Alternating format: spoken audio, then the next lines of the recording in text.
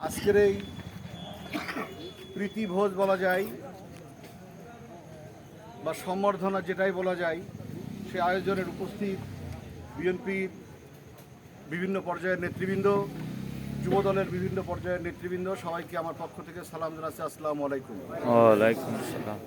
আপনারা ইতিমধ্যে অবগত হয়েছেন, সদর উপজেলা বিএনপির দপ্তর সম্পাদক একটি গুরুত্বপূর্ণ পদে আমাকে দায়িত্ব দেওয়া হয়েছে। সে কারণেই বিভিন্ন ওয়ার্ডে ফুলের শুভেচ্ছা, মিষ্টি মুখ বিভিন্নভাবে বিভিন্ন লোক আয়োজন করতেছে। আসলে খুশির এই যে খুশি বা মহা খুশি যেটা বলা যায়, এটি আমার একার নয়। আমি সব ওয়ার্ডে একই কথা বলতেছি, এটি আমার একার নয়, এটি হচ্ছে আমাদের সকলের। দীর্ঘ একটা সময় এই ফ্যাসিস্ট আওয়ামী লীগ সরকারের অত্যাচারিত হয়ে মানুষ যখন বিভিন্ন দলের সাথে মিশে বসবাস করছিল, ঠিক সেই সময়ে চাষড়া ইউনিয়নের বিভিন্ন ওয়ার্ডের কিছু দায়িত্বশীল নেতৃবৃন্দ, কিছু কর্মী, কিছু সমর্থক, যারা আমরা ঐক্যবদ্ধভাবে রাজপথে আমাদের প্রিয় নেতা অনির্দয় ইসলাম অমিত ভাইয়ের নির্দেশনা অনুযায়ী যখন যেখানে ডেকেছে, সেটা হোক ভোরবেলায়, হোক দুপুরবেলায়, হোক ঝড়ের সময়ে, হোক প্রখর রোদের মধ্যে, যখন যেখানে আমাদেরকে ডেকেছেন, হোক সেটা খুলনায়, হোক সেটা ঢাকার রাজপথ, যেখানে যখন আহ্বান করেছেন, আপনাদেরকে সাথে নিয়েই সেই প্রোগ্রাম সফল করার জন্য সহযোগিতা করেছি। তারই মূল্যায়ন হচ্ছে এটি।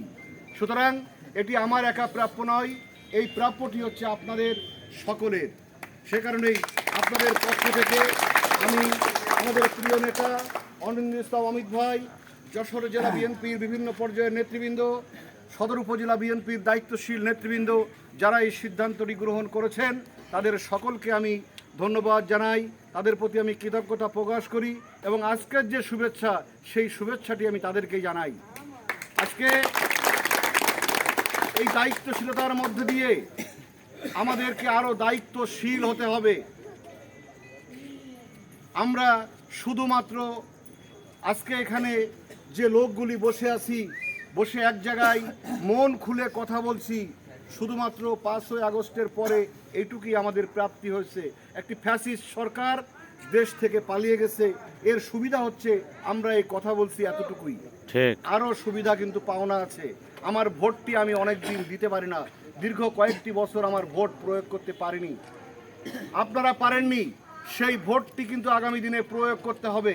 সেই প্রয়োগ করে বাংলাদেশের রাষ্ট্রীয় ক্ষমতায় আসতে হবে, সেটি জনগণের ভোট নিয়েই।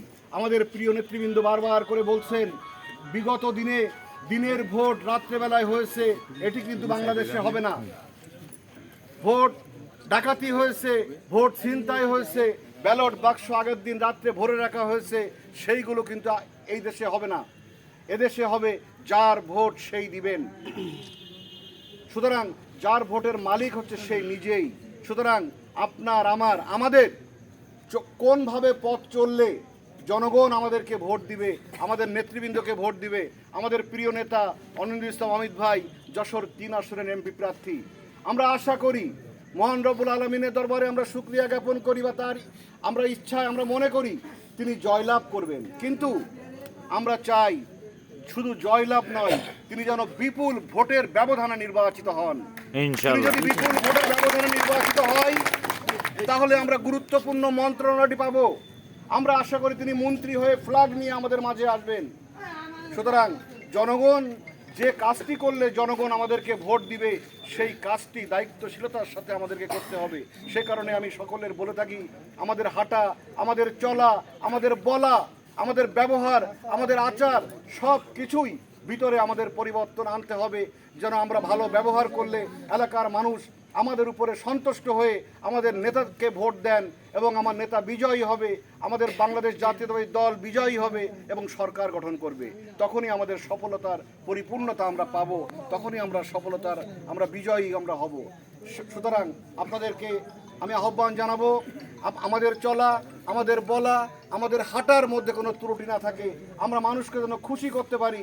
আমরা মানুষের বিপদে, মানুষের আপদে, মানুষের দুঃখের সময়, মানুষের কষ্টের সময় আমরা তাদের পাশে দাঁড়িয়ে তাদের সমর্থনটি আমাদের দলে নেওয়ার আহ্বান জানিয়ে আজকের যারা আয়োজন করেছেন, যারা এই আয়োজনে শরিক হয়েছেন, উপস্থিত হয়েছেন, সকলকে আমার পক্ষ থেকে ধন্যবাদ জানিয়ে আমি আমার বক্তব্য শেষ করছি। খোদা হাফেজ, বাংলাদেশ জিন্দাবাদ। সবাইকে ধন্যবাদ। আসসালামু আলাইকুম।